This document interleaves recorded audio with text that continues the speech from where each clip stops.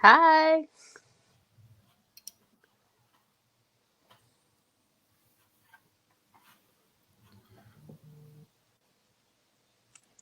I think we're live, right? Yeah, I think so. I'm just waiting for confirmation. It says live on my screen. It's like a 4-second delay. It does on mine too. So hi everybody. Welcome to YA Goes Virtual for the second time. So today we're here to kind of be a stop on the release kind of tour for the life and medieval times of Kit Sweetly by Jamie Pacton, and she is here with us today. Hi. It's brilliant. So is MK England, the author of The Disasters and this past January's Spell Hackers. Also brilliant. Oh, both those books are great. And to kind of change it up a little bit, we were going to kind of have some topics today and discuss. So I guess the main real focus is friendship in YA and what are friends for. So if you guys wanted to introduce yourselves and your books. Sure. Em, do you want to go first? Sure. I mean, we're mostly here for Jamie today. Sun Tzu said. I'm MK England. Hello. I am a YA author and a librarian as well. Author of The Disasters, which is Gay Do Crimes in Space, and Spell Hacker, which is Learn to Communicate because you won't have friends otherwise. And it is also magic, like a heist involving stealing magic in a high-tech world. So it's kind of sci-fi fantasy smashed together. That's me. Yeah. All right. And I'm Jamie Pacton, and I'm the author of the most recently released Life and Medieval Times of Kit Sweetly, which I can't get into frame somehow, which is about a girl. Left and right, I can't do it on camera. It's tricky, right? It's about a girl who works as a wench at a medieval restaurant who wants to be a knight and her quest therein to change that. And I'm actually also the author of this middle grade book. It's called Farfetched. It's written under the pen name Finn Colazzo, so it's sort of a portal adventure that I did in collaboration with a team at the Razorbill. So anyways, yeah, that's me. Let's all show everybody our shirts we're wearing. Oh, yeah. We are all wearing our Kit Sweetly, Joust Like a Girl, Joust Do It shirts, because my friends show up. Totally unplanned, by the way. Oh, completely unplanned. No last minute changes at all. And Mike, tell us about yourself, please. So obviously I'm Mike. I'm the Lasagna at Twitter, and I am just a super excitable bookseller that loves YA and loves author stories especially, and will read pretty much anything I can get my hands on. Also a writer yourself. Also trying, one sentence at a time. How it's done. Yeah. To get something done. Well, so my first question, obviously, in the virtual world that we're living in now, is how is everyone coping? We're great. We're great. Megan, go ahead if you want. It's been interesting for me, I guess. I have sort of discovered that this really appeals to my introvert nature, actually. So I have been working from home for about the last 2 months or so, which has quite agreed with me. Though, as a librarian, our jobs are to provide public service, and so we've really had to rethink what that looks like, and it's a little strange not seeing patrons every day and stuff. So I'm very grateful to still have a job, and also to have been able to have time to cope with lots of quarantine baking. So I was a baker before this, and now I'm really like I went the whole way. Like, I'm one of those sourdough people now. I was gonna say, I've seen the sourdough starter. Yes. I triumphantly held up another loaf on Twitter today, so you can go see that. I also baked bread yesterday, but it is lumpy and it's delicious. But I aspire to your level. I'd like to call out the It's flower good. crown that Megan's wearing as a small nod to Kit Sweetly and say how much I love it and appreciate the sport. So just wanted to highlight the accessories today. Um, Yes, 10 minutes before this, I looked over to my left and said, "Hey, I have like 4 That's flower amazing. I crowns want one of sitting those. here." I feel like Holy that's moly. appropriate. Library Nice. programs. See Yeah, your local you know, Jen library. DeLuca and I were when we had an event, we were talking about like, oh, we should have both showed up in a crown, but we just didn't. Well, I will say I miss my local library. I was talking to my son about Kit, you know, and he's like, well, is it going to be in the library? And I was like, well, yeah, dude, eventually. And he's like, oh, and I think that was kind of the moment that it felt like a real book to him, at least. Like we could go to the library. So hopefully in time that will happen. But how am I coping with quarantine? Similar to everybody else, except with the caveat that my life was very close to this beforehand. I already worked from home, as did my husband. You know, we have a child with profound special needs that we keep at home to take care of him, and we homeschool our other child. So, like, there was no big transition there. I'm missing Target. I'm missing walks. Like, my son with special needs won't wear a mask or anything, so we can't really go anywhere that has exposure. So we're all feeling a little cooped up. But yeah, I don't know. It's been strange because like I was really looking forward to book events and, you know, maybe festivals and ALA and, you know, all of this debut year wonderfulness. But I also, it was going to be a very big strain on my family as we tried to figure out childcare and balancing because we don't have a lot of support in that regard. Um, so in some ways, like doing this virtually and having the whole world switch to virtual has normalized what is really best case scenario for me, give or take the fact that I like seeing people and giving warm hugs and things like that. But yeah, I think you know this is fine for now. And I'm also an introvert, so I am getting a lot of work done, and I'm very happy in my little office and house. So yeah, what about you, Mike? You're going to work though. Yeah. Yes, I I am working pretty much exactly full time, the same schedule ish as before. The bookstore is doing curbside pickup, so we get to continue to supply everyone with books and that kind of stuff. We're also doing some big things inside the store, with like rearranging and that kind of thing, and other new stuff, so that when we do eventually open back up, in the public, to the public, it'll be a new experience for a lot of people. I know that some of the stores are opening in other states already, so customers are seeing a lot of those changes already. I'm in New York, so it's going to be quite a while. Yeah. But yeah, so that's pretty much what we're doing. So what are you talking about? Like when I go into my Barnes and Noble in Madison, what am I going to see? Or is it a surprise? Yeah, there's not a whole lot that I can tell you about that stuff.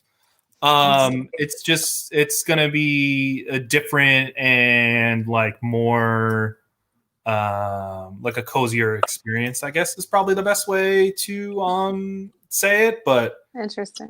As for that, it's not a whole lot that I can really tell you. Unfortunately, sorry. I can't wait, and I love the crypticness. Guess I'll have to go to my local Barnes and Noble once it reopens to find out. Oh, I'm going to be there like the day it opens, like, oh, there's my book on the shelf. Hey. Or actually, I'm going to be all casual, like, oh, look at this book. So I hear it's great. I was so sad I couldn't go to my local bookstores and like take pictures and dance in front of your books. You know, Right. I was like, I had marked on my calendar to go do that. Oh, you know? thank you, I'm Megan. sorry. That's okay. But I'm I mean, glad that I can be here to do this because before we couldn't. There was no way I was gonna get myself out there for your lunch party or anything. yeah. So I mean, this is exactly it. Like, it's not ideal, but it's different, and that's okay. I'm loving some of these comments about. Yeah. So I just like, this is a deep cut about the geese. I saw that. That's really funny. There's 2 geese that basically live in front of the store now that are there every day. And, we're going all a little quarantine crazy. So I talk to them in the morning because I'm generally the first one there. I think we gave them names. I don't remember what they were, but yeah, that's really funny. That was funny. All right. So I guess I wanted to ask is, how did you, the 2 of you meet? I feel like I know parts of this story, but I don't know this whole story. All right. Do you want me to go first, or? Take it, All right, Tammy. so we were both we didn't know each other at all before Pitch Wars 2015. And so for those people who are listening, I feel like most everybody knows what Pitch Wars is at this point, but I saw my friend Shannon in the chat. And so Pitch Wars quickly is a contest where you enter a manuscript and you get selected among hundreds of people, and you work closely with a mentor, and then you and several other, what is it, about 100 mentees or 50 mentees in different categories. I think it's like 125. Okay, so now, it's gotten maybe. much bigger. Our year was much smaller, I would say. So there's a middle grade category, a young adult category, and then an adult category. And then what you do is you put a pitch and a first page out there, and then agents can like that. And some of the biggest deals in young adults, and I would say even middle grade and other stories, have come out of this pitch contest. So anyways, Megan and I were both mentees back in 2015. And so I was there for a middle grade book about Marco Polo that's actually now on submission again. And Megan, you were there for the disasters, right? Or a version of the disasters. Yes, it was called Space Academy Rejects at the time, which is also still a very apt title. But and so what happens in that is within the group, then we have like a smaller Facebook group with all the mentees. And so I feel like we like bumped into each other here and there, but we didn't really become friends until the following year when I volunteered to be a mentor in Pitch Wars 2016, and I needed a co-mentor, and I kind of just put a call out, and I think you just answered first, right? I don't know. I think you messaged, or maybe I messaged. I don't know, but me maybe. Like, I don't know. In my past 5 years, I've been giving you all the credit for this entire friendship because I am not good at talking to people and not good at reaching out to people. So I have assumed forever that you were the one that reached out to me and was like, hey, I saw you were interested in mentoring but missed the deadline. Like, did you want to team up with me? And I was like, I don't really know this person very much at all, but like, sure, let's give it a try. And I'm so glad that it happened that way. Yeah, basically the rest is history. We figured out that we liked each other immensely, and we like thought each other were hilarious and had very similar taste in some books and things. And then we mentored together for 3 years, so 2016, 17, and 18. And all of our mentees have gone on and either gotten agents, or some of them have gotten like massive 6-figure book deals and been super successful. So that was kind of a way that we grew our friendship around that common interest. And I don't know, now we're just friends. So we read each other's books and talk to each other about our lives and families. And we even had a television show for a while. But very briefly on YouTube Live, right. You can go back and see Tea Type where we would drink. It's on my website too. About... Yes. Yeah. But did I miss anything in the friendship highlights? I don't know. I feel like, I don't know. You were definitely there for me in that like 2016, 2017, right after I got a book deal and moved to another state and started another job. And my life was like, and you were there like talking to me on the phone through all of it. And always appreciated that very much. And I think we balanced really well as co-mentors too, because you are much more like people oriented and good at talking to people and stuff like that. And I am not so much that. Oh gosh, you were so good at structures and lists, and like you're great at that stuff. And well, we have very different strengths as writers and as mentors, I think. So I think we're a good match. Yeah, there's a lot of life like under the bridge at this point, like a long list of things you've helped me through as well. And so I don't know, we're just friends. Yeah. I mean, at some point we may write a book together. We have a very rough skeleton of a very bad book right now. So at some point we may take our friendship to that next level, but we'll see. It would be fun, yes. It'd be ridiculous. I want to read that. I don't know. Do you though? Yes. I mean, maybe not the book, not the particular book we have in mind, but a different book. Maybe not sure. That one. I'll read that too. So that's so cool. I mean, I feel like Pitch Wars is this big kind of event that connects a lot of people, whether you are participating or not, even like reading the pitches and all that kind of stuff. So it's really cool to see kind of the evolution and the timelines of like people pitching and like what time frame they were in Pitch Wars, and then to see books coming out, and then kind of see and hear about the friendships that were formed through the process. So that's actually really cool. Yeah, and it's so funny. One thing I learned is because before Pitch Wars, I remember hesitating because I wasn't quite sure about this whole thing because it was before the contest really blew up. Like I think by 2017, I think that's when there was some really big deals. But before that, it was a little bit smaller, so I didn't know much about it, and I think it honestly was the best decision I've ever made in like my professional life. But not just for exposure and learning how to write a pitch, but genuinely for the community. And I talk about this all the time in interviews and stuff. It's such a rich community of writers, and some of my very best friends are now Pitch Wars people, and there's all sorts of levels of like we could talk about our book or we could talk about this new idea. So it is cool to see. Absolutely. The community around Pitch Wars has always been incredible. And I also think back to 2015 and how close I came to not entering, because it was just a writer acquaintance of mine was just like, it's free. Just enter. What do you have to lose? Why not? Just throw your name in the hat. And I really almost didn't do it. And if I hadn't, I don't even know what my life would look like right now. Seriously. Because it has so dramatically changed my friendships, my entire social network. Like my two people that I spend the most time with locally are Pitch Wars mentees from our 2015 class, like that I happen to move near, a year or two later. It's just wild. You got to find your people in this writing game, because you won't survive without your people. Well, and that's what I would like to say too, is that Pitch Wars, I think sometimes can feel very exclusive though, because if you don't get in, then you feel like maybe you're missing out on that community or the Facebook groups. And that's not true at all. Like, I think that the takeaway here is find a community, find people you can talk to about your ideas, and not necessarily, my husband is also an English teacher and he's a wonderful reader, but I don't let him read early drafts anymore because that's not good for your marriage. You know what I mean? Like there's people who can read early drafts and give you feedback, and like it's a nice way to do that, but it doesn't have to be within a Pitch Wars setting. And I think that's important to say, because there's a lot of people who get their hearts broken when they don't get into Pitch Wars, and that's understandable, but yeah, actually getting into Pitch Wars is just one aspect. There's so very much you can take from it that has nothing to do with actually getting the yes, at the end. I agree. Megan, do you think we would ever mentor Pitch Wars again? I've been wondering about this question. We took a year off because of you were writing book 2, I was writing book 2 and working on Kit. Yeah, I don't know.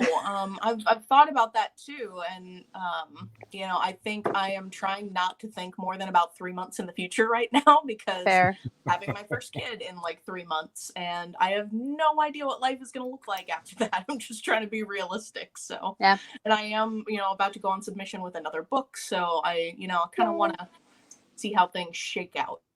Yeah. That's kind of my answer too. I think there's a lot of exciting new mentors who are in there too, doing good work. And we had 3 years. Yeah. For 3 years. Maybe it's time for, other voices to step up. Yeah. So that's awesome. So I think, having read all of your books that have been published at this point, I would probably say that one of the biggest contributing factors to, MK, your 2 stories and the disasters and spell hackers, and then in, the life a minute at a time of Kit Sweetly, I think one of the biggest aspects of it is the friendships that the main characters have and the group of friends that surround them. So I guess, I wanted to ask you, how important was it for you in the writing process to kind of really define that really specifically? Because it comes off the page really well about, what kind of friendships and how the dynamics work with all of these people. Yeah. You want to go first, or you want me to do it? You can go. I kind of just talked about this in another interview, so I'm sorry if I'm rehashing. But it's super important to me that my characters have good friends, because I am lucky enough to have extremely good friends. I've got lifelong high school friends. I've got, like we talked about, writing friends. And my friends are really my found family. I'm not super close to parts of my family. And so these are the people I go to with my heart and my worries and, my flaws and all of these other things. And I kind of said this, I think, in my acknowledgments, but like Kit definitely felt like a love letter to my friends to say like, just a thank you, you know? And I don't think my main characters are always great friends, and that may be me internalizing like my own worries about being a friend. But I do think they're always supported and lifted up by friends in the books. And I think that number one, those friendship dynamics are so important. At least they were to me as a teenager. Like I think that's an important thing to talk about in teens' lives. And I just kind of wanted to reflect that. You'll see this in Lucky Girl as well. Like there's always kind of a best friend character. And my poor characters are always getting rides from their friends because I was the 16, 17, 18-year-old who never had a car. And bless my friends, like I lived way out in the wilds of East Tennessee, and they would always like, they would come get me or they would drop me off. Like I am just going to forever be saying thank you through fiction to my friends for like driving me all over Tennessee, you know, in my teen years. So yeah, I don't know if that addresses the question, but that's why I put friendships in there and I build that in. Megan? Yeah. I think I almost do it for the opposite reason in some ways. I have not really had really strong like found family and friends throughout my life. You know, I've moved around a ton, and you know, I very much like the main character of Spellhacker, did not know how to communicate and did not know how to have feelings or what to do with them or how to not hurt myself and other people with them. And it just took me a really long time to like figure out how to be a human in the world. And, you know, to you know, understand and get along with other people. And, you know, I was a weird kid. You know, I was a weird 20-something. It took me some time to learn how to communicate. So I don't really have friends from high school. I don't even really have friends from college. You know, in each of those times, I had my pocket of people, and college was probably the closest that I got to it, was with having like that real found family that lasted during college. But after that, I moved like every year or two and never really had a chance to settle in with people. So I think in some ways, like I write this into my books because it's what I want, you know, or what I feel like I missed out on for so long. And in fact, in the early drafts of the disasters, I constantly got feedback like these characters need to be meaner to each other. They just need to like have more friction. They just like each other them. too They much. need to clash more. And I'm like, I just want them to like each other and have fun. Why is that so bad? So yes, I did have. This is kind of like my ideal fun found family coming together, friendship, love, yay story. And then Spellhacker is my honest story about, you know, me as a young person loving people so intensely and not knowing what to do with it or how to express it, or, you know, how to make them part of my life without like being the octopus, you know, and sucking all of other people's energy and everything. So, you know, it's taken me a long time to get to a healthier place with friendship. And so I still am always very insecure about friendships. So I think it's just going to probably be a theme in my books forever and ever and always. I'd like to publicly declare my love for our friendship. Thank you. This new book that's going out on submission right now gets out there one day. It is also yet another sort of take on friendship. So I think it's probably just the thing I'm going to keep re-spinning in every book I do forever. I think what I love about all of your books, and then I'm going to start with the disasters, right? So I love watching a found family come together and seeing the way that they deal with each other and kind of accept each other as it goes. You know, what I loved about Spellhacker was watching a family already work through difficult times, and then also deal with a relationship inside that family. You know, what I loved about Kit is that her friends were there, you know, no matter what. And then I'm not going to spoil it, but then the thing happens in Kit, and then, you know, maybe not as much support, but they're still there in the end. And I think those types of stories about friendship are really necessary, just to kind of really round out what teen friendships are and what they can be. And there's so many different aspects to them, that I really loved and loved reading in all of your books. Thanks, Mike. Thank you. Yeah. Well, and so my next book, Lucky Girl, so Kit is a bit of it is a friends to lover arc between Kit and her best friend Jet. And then in Lucky Girl, we have our girl starts out, she's 2 months post breakup from her first like big high school boyfriend. It was like a 2-year relationship. And then she's got her best friend, Brand. So she's, it's a girl and a guy who are friends. And one thing my editor and I talked about in this book is like honoring this idea that you can have 2 kids, like, who are, well, our main character is bi, but it's a guy and a girl, and he's straight. But they can be friends. You can have a platonic friendship in a book. It doesn't have to go to a friends to lovers arc, and that's okay. Like, he's got a girlfriend, and she's recovering from this breakup, and so this is an interesting new dimension of friendship for me, because I think that it can get murky with friendships sometimes, and you see that in Kit. So I too think I will continue to explore friendships in books, because it's such an interesting relationship, and that line between friends and like more intimate relationships. And I mean, there's so many fascinating shades of things you can do, especially as a teen, as you're trying to figure all that out. Yeah, but I don't know. Yeah, I think that, can you imagine a YA book without friendships though? That would be strange. Have you read Amy Spalding's We Used to Be Friends? I have. Oh, is that the one about like a big friendship breakup? Yeah, I haven't read it yet either. It's on my list, and I'm really excited to read that, because I think that that's a very real scenario as well. Yeah. I think another good one is it last year or the year before, is Small Town Hearts. Has a group, like a high school group friendship breakup throughout the summer between, 2 of the friends that are going to college and one of the friends is not, and the realization that that's going to change the way their friendship works. Yeah.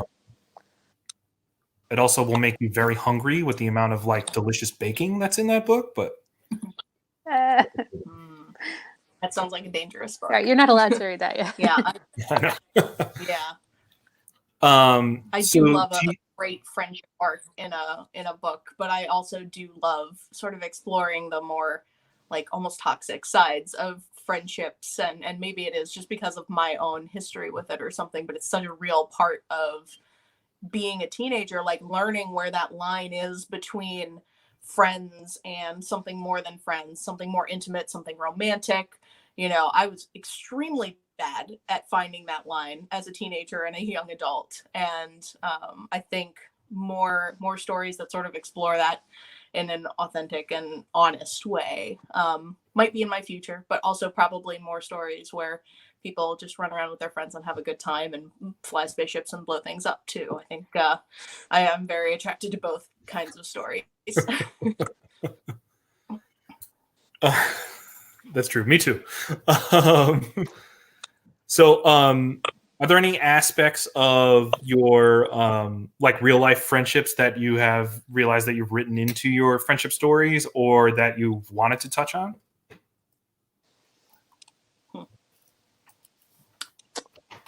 Go ahead, Jamie. Yeah, I missed a little bit of that question, but an aspect of real life friendships. Your own real life friendships that you've. Yeah. One of my friends, my friend Ashley, is an amazing friend. I've known her since we were like 14, and we were pregnant at the same time. And I've written about our friendship for like parents, because we had our first children 4 days apart, and my son ended up severely autistic, and she's got a pretty neurotypical kid, and we had a lot of tension as our kids were little and getting older and things like that. And I didn't write that in there, but Ashley is the friend that like she'll drop everything and come show up. She was here last year for my birthday, and she's just this magnificent human who just keeps building bridges, even when I'm not always willing to do the work. And I don't know, I've written parts of that into the friendship. So like, I don't know. I worry that the friends that I put in my books are a little bit too good, maybe. Like they might actually get madder at my main characters in real life. But that's simply just because of these like these warm, welcoming people that I've been lucky enough to have in my life. So yeah, I don't know. Those you'll see. There's mirrors from my own life in those sorts of ways. There's also a little bit. I wrote a little bit of like the tension I used to feel with friendships into Kit, because I always felt like I had friends who had a lot of money and had more things, and I kind of put some of my own anxieties about that into Kit. But yeah, that's all I got for that. Okay. Yeah. I kind of largely spilled my baggage about all of this already on the last question, but I think I do really write a lot of sort of friendship wish fulfillment into my books. I write the kinds of friends that I wish I had in my life, whether they're difficult or easy or fun or, challenging or whatever it may be. I sort of, if I could build my own found family or something, it's like these are sort of the dynamics that I can pull from, or that I've had for brief snatches of time earlier in my life, but because of the transitory nature of my life up until this point, I haven't been able to hold on to. So I'm finally in one place and not going anywhere, and like staying right here and putting down roots. So, who knows? Maybe I will have more real world, friendship experience that I can build into future books. We will see. And I'm sure parenthood changes your friendships entirely. So, yeah, I will say that most of my friendships at this are virtual. Mm-hmm. Like I don't have. I used to, I lived in Milwaukee. I had a friend that I would take walks with. And I don't know if this is, I'm 41 now. Like I find that now that I'm in my 40s, like it's harder to meet friends. I work from home, and especially during quarantine, right? But this is the experience I've heard over and over. It's different when you're in high school and you're in the, we want to call a high school, the Gladiator Arena or the Crucible or whatever. It's, meeting people in your 40s for friends, it is a strange thing. So I don't even know how to think about friendships anymore, because I guarantee you, if I met either one of you in real life, you'd be like, wow, she's so awkward. I'm not great at continuing conversations. I'm terrible at eye contact in person. I get really fidgety, so like, if we took a walk or we did an activity, I'd be fine. But I wonder sometimes, like, about this as, going forward, because you're talking about putting down roots and finding real life friends. And I'm like, well, I have this whole host of virtual friends that I'm so grateful for, but I don't know about, in real life friends. I see a comment there from Kelly, like, I'd say most of my important friendships are also virtual. Some of them Megan and I have never met in person. Isn't that tragic. Weird? Yes, it's true for me too. It's like all my most important friendships are virtual, and even like going back to the last time I really had a found family was in my World of Warcraft days, my guild. I was in the same guild for like 8 years, and we all just like knew each other so thoroughly. Like some of these people came to my wedding. Like, you just my next book that I have about to go on submission is really like a love letter to those sort of online community friendships and families that you build, because those can be just as real. And those have been incredibly important in my life. So that said, like the friendship that I miss the most probably right now is the last place I lived before I moved yet again, to come here, was just having that friend that, had the key to my house. And if, something really awful happened, they were right around the corner, and, we ran the local writing group together, and it's sort of your default person to like go grab a drink with on a bad day or something like that. Like, I love having that person, nearby, but what can you do? Those people are rare. Yeah, it's definitely tough. I feel like the older you get, the harder it is to make genuine friends. Either just like because life makes you busier, and harder to meet people and that kind of stuff. So I think, virtual friendships are, the way. Oh, I'm reading this real quick. I feel like virtual friendships are probably the easiest way to kind of find a community, right? So you find your community online, and then you realize that there's all these other people that like the same thing that you do, that are, you know, just as passionate as you are about books and that kind of stuff.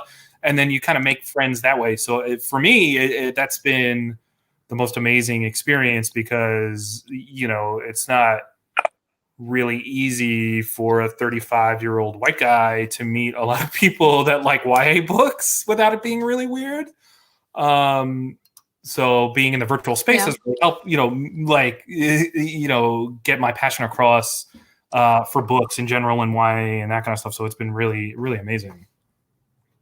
Yeah, definitely. The internet is wonderful for finding your niche people. Yeah, absolutely. So I'm going to talk to chat and see if anybody in the chat has any questions. Yeah, I can hear you. Sweet. Okay. You guys just keep freezing on me a little bit. As discussed in many events, my rural internet is not kind. But yeah, I agree that these virtual spaces are such good ways to meet people at different stages in your life and share your passions and things like that. At some point, I have an adult book planned out about friendship in your 40s. And I don't know if I'll ever get around to writing it, but I have a lot I've been thinking about the ways we change in the way.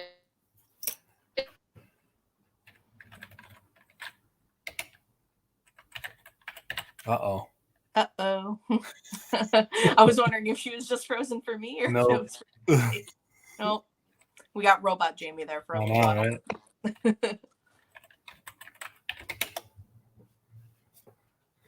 Okay. Well, let's see. In the meantime, people in chat can be thinking of your questions. Yeah. Friendships change and so close. No. That's the data lag. Oh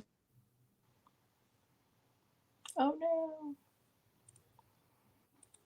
Oh, lost her entirely. I know. Bummer. Let's just see what I could do. Yeah.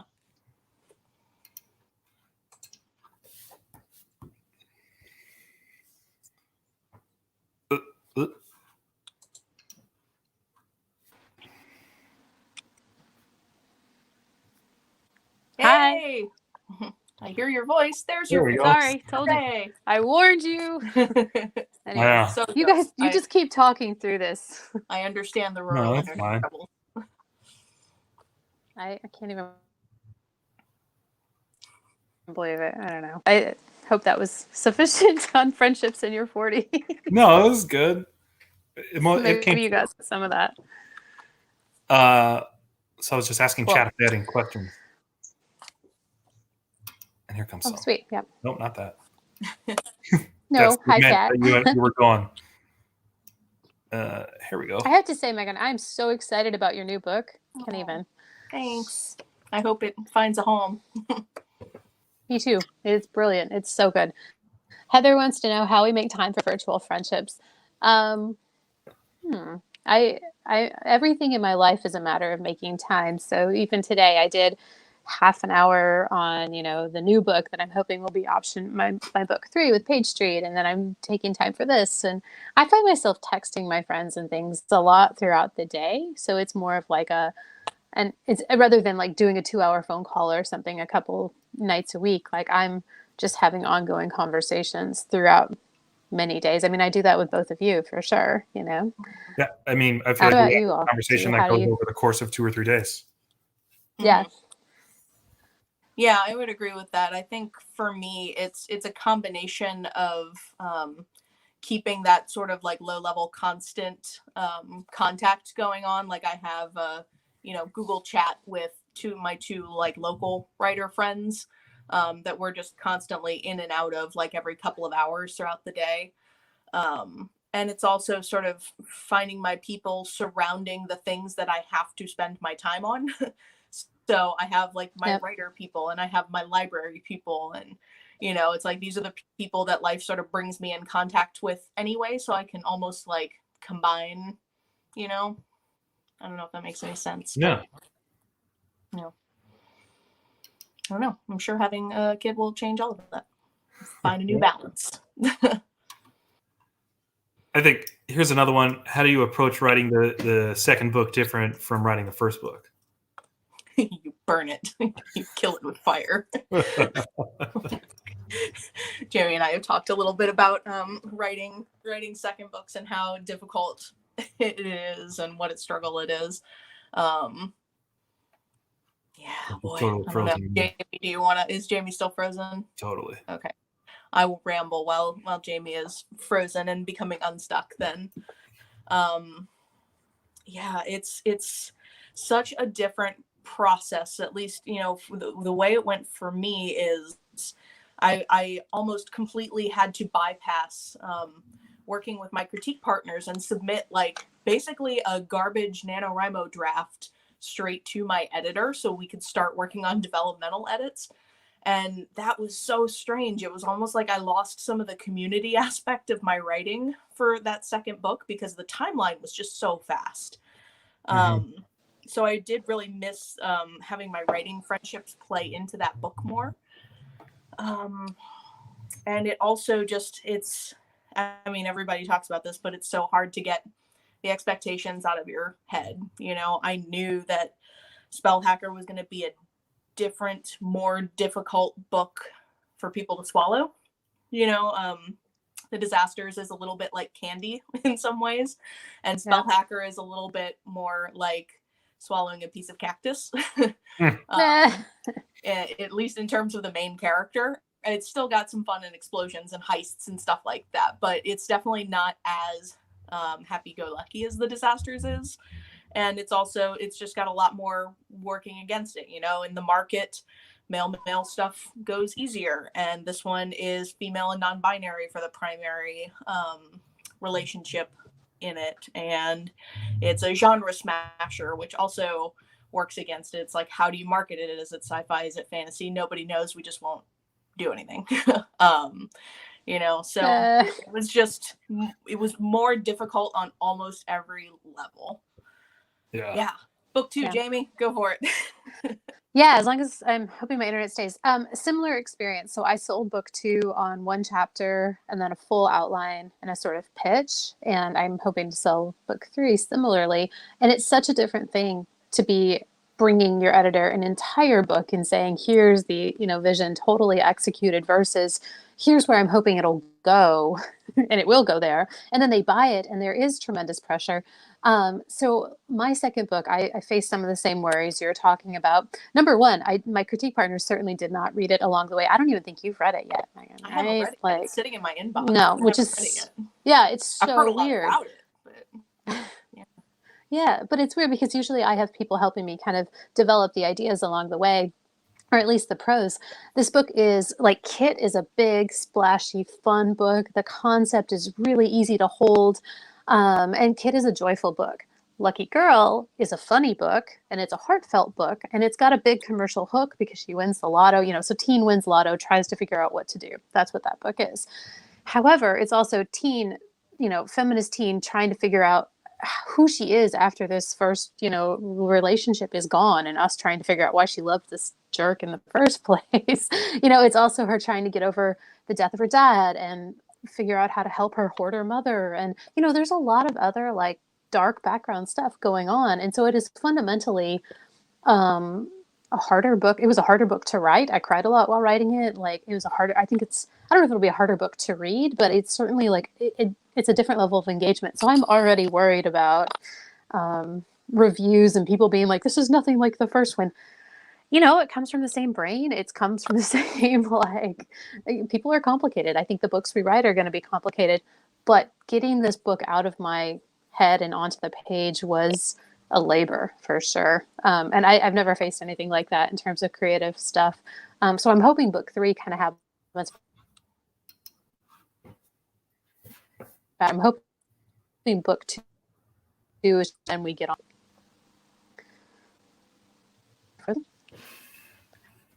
Darn. We lost you just for the end of that. I'm here. Okay, there we go. Okay.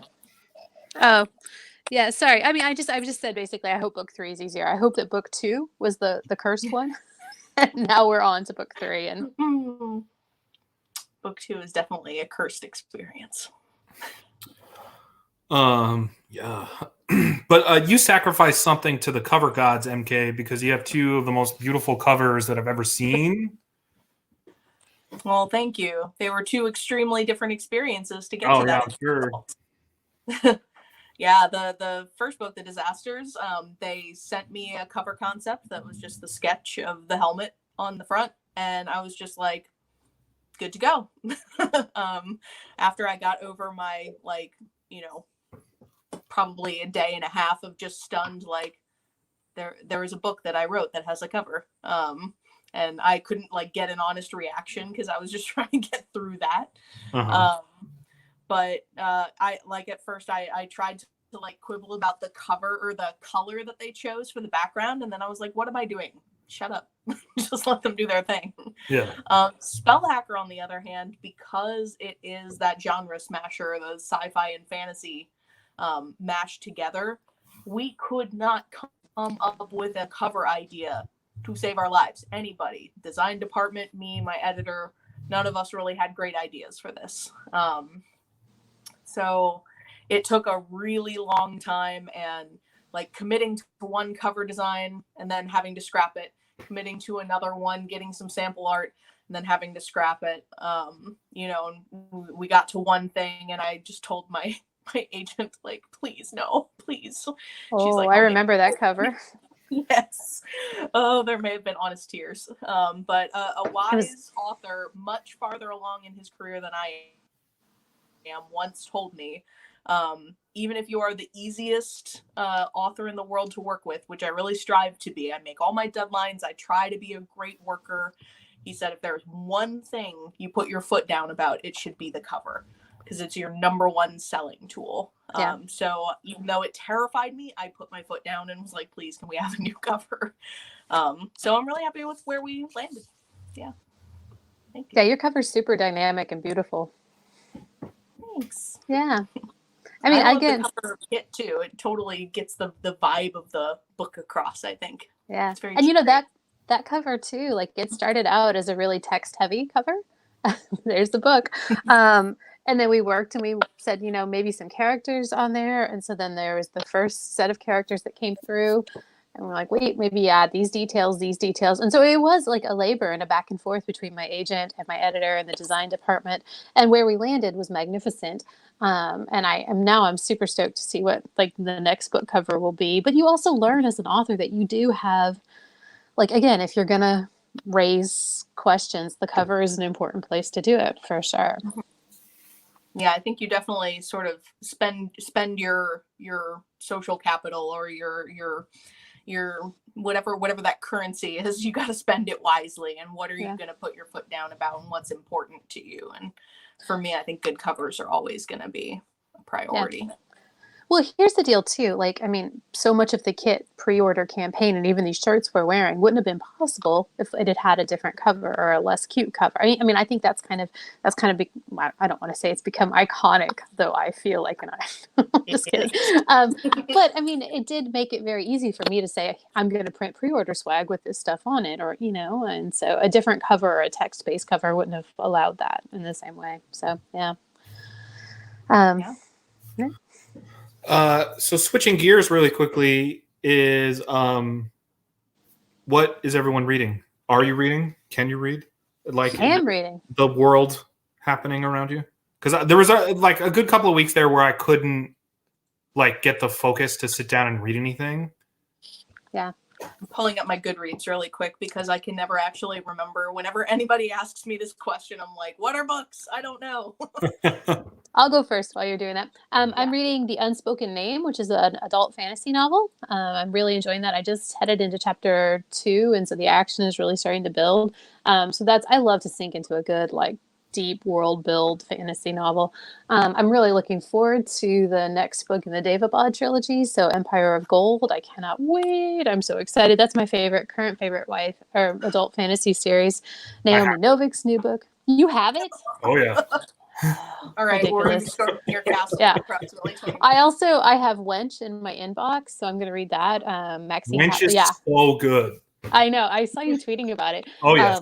And I'm hoping that the author and I can do some events eventually, because I feel like we're kind of on the same like it's a Megan. Do you know that book? It's a fantasy, a YA fantasy, but about a wench. And yeah, I'm stoked to read that. But then I'm also still reading that feminist book I've talked about in other interviews. It's called Pretty Bitches, and it's about the way we use words to kind of control women. So like when we call them too shrill, or it looks at words like professionalism, or, saying someone is too much, or they're too, it's a fascinating book about language and how it controls bodies and dictates how we move through the world. So I tend to have like a nonfiction and a fiction going, and usually like a nonfiction, an adult fiction, and then a romance as well, just because. But yeah, did you figure out what you're reading? Yes, but now I have to add Pretty Bitches to my Oh. list because that sounds really good. I would love to talk to you about it. And it reads in really short chunks. The chapters are really short, so you can do like 15 minutes a day or something. Yeah. Okay. Definitely talk to me about it when you're done. So at the moment, I am listening to the audiobook of Crier's War by Nina Varela, which I have been meaning to read forever. And I do almost all of my reading in audiobooks because I have bad like attention issues when it comes to reading in print. So I save my print reading for my critique partners. I also just recently finished The House in the Cerulean Sea by TJ Klune, which I think I'm Jamie listening was to that one right of, now. like 3 people maybe that tweeted about it at some point or something. And I saw so cute, right? It's so cute. And I saw it had like a 4.58 star rating on Goodreads, which I was like, that is impossible. That right. Nobody loves real. books that much. Like, no. Right. And not on Goodreads, it's right. like I feel good if I cross the like 3.6, 3.7 line on Goodreads, I definitely Dude, when I first started with Kit, I was like, what? We're below 5 stars? Unacceptable. Because I am Hermione Granger. And now I'm like, then it was like, well, 4 is good. And now we kind of crested a little. I'm like, listen, it's fine. And I'm not even going to check it anymore because I can't handle that. But I had to stop checking it. Yeah, I had to learn to let that go a long time ago. But, so the fact remains that for something to have over 4.5 stars on Goodreads is unheard of. Yeah. I was like, can't be possible. This book can't be real. It is real, y'all. It's so good. It's like just really sweet. Book. Yeah, exactly. Yeah. And I think it's an adult book, but really it could be read by just about anybody. Just delightful. I mean, I would read that book to my like 9-year-old, I think. Like, I don't think there's anything. Yeah, it's great. Yeah, I've bounced around and read a lot of other random things here and there. This has kind of been an interesting time to catch up on stuff, but I think the other thing that I would want to shout out is Bonds of Brass by Emily Skrutsky, which if you read and liked The Disasters, you've got to read this too, because same kind of energy, same like queer boys in space destroying things, and just good times, really good times. It was a great feel-good book. It was the book that got me reading during quarantine again, so highly recommend. That's awesome. I would also recommend, I not too long ago finished Rachel Lynn Solomon's Today, Tonight, Tomorrow, and it's my favorite YA contemporary romance of like maybe ever. I thought it was great. She's a genius of banter and situations, and it's smart and it's feminist, and it's a lovely, lovely book. So I'm really excited to get closer to its new publication date so we can like scream about that. Because Mike, you like that book too, right? So, yes. Yeah. That book. So Rachel's first 2 books are so good and so powerful, but they like really made me cry so much that like I had to drink Gatorade. Like it was just like, it's such a heavy emotional experience that was amazing. So I was like, can Rachel make me laugh? And like, Rachel can make me hysterically laugh, but also there's the moment in that book that will make you hysterically cry too. So the carousel, so good. Not carousel, Ferris wheel. Yeah, the Ferris wheel. The Ferris wheel. Well, now that's a good. I don't read a ton of contemporary, but man, I really need to read this book. Apparently, you will love it. You really will. Yeah, it's a really great book. So I've been rereading a lot. So I reread Star Wars Ahsoka by E.K. Johnston to prepare to finish the TV show, which I did. And then right now I'm doing A Pale Light in the Black, which is KB Wager's like kind of space mashup of Ender's Game, Battle Room, kind of Coast Guard in space kind of book, and it's actually really, really good. What? Coast Guard in space? I'm here for it. Yeah. So that was a good one. A light. It's called A Pale Light in the Black. Adding it to Goodreads right now. Sorry. Thank you. And that one I've been listening to that one for the commute and with headphones in while I've been working, so that's been really cool. The Henna Wars came out today. Yep. And I'm probably gonna read that next. It's good, guys. I'm really hyped for that one. Yeah, no, I'm really excited. And then I finished what did I finish recently? Bookish and the Beast, the third Once Upon a Con by Ashley Poston, which comes out, I want to say, in August now. Can't wait for that. And that one's really good too. But yeah, I've been trying to read a bunch of contemporary soft and listen to a bunch of like hardcore sci-fi to distract myself. So yeah, it's been really good. Awesome. I'm trying to cruise the countdown clocks to see if there's anything else. I'm always jealous of your access to books, Mike, because when I used to work at Borders and Barnes and Noble, like you get early access to so many books, and I'm getting a bit of that now as an author. But good grief, like you're always tweeting about books, and I'm like, really? Yeah, I'll get that book in 4 months. Thanks. Sorry. Yeah, I it's okay. wish It's I great. could read in print better because I just, as a librarian, I also could have that access. I get approved for ARCs all the time, but by now I know myself, and I know I will get approved for this ARC, and then I will not read it, and then I will feel really bad. Ooh, I also have this one. I have this one. I was going to say, I feel that way. Ghostwood Song. Yes. Megan and I have a story about that. We do. Go ahead. You want to tell? No, go ahead. Well, I'll just say that there was a Pitch Wars year. We can't remember if it was I think it was 2017 or 18. I can't remember. But we really wanted to mentor this book and Erica, and there's a lot of behind the scenes, like snatching of people. There's a lot of discussion of which books you want to mentor, and we loved this, like the sample that you get. I think we got the whole thing too, right? I think we read the full, maybe. Yeah. I don't know. We were thrilled with all three of our mentees that we ended up with. I think everything ended up working out for the best for everybody, but we really loved that book. And so I'm so excited to see it be real. Yes, for real. Same thing. But yeah. I think the one thing that this pandemic has done is forced me to figure out how to use like eGalley stuff. So like NetGalley and Edelweiss and that kind of stuff, which I never ever did before because I don't like reading on an e-reader. So like I always like a physical book in my hands. But like since I figured that out, I do read a lot of books now early compared to what I used to. Mm-hmm.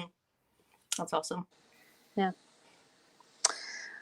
All right. I feel like my internet's about to get weird again. It's getting like shaky. So should we sign off here, or are there more questions?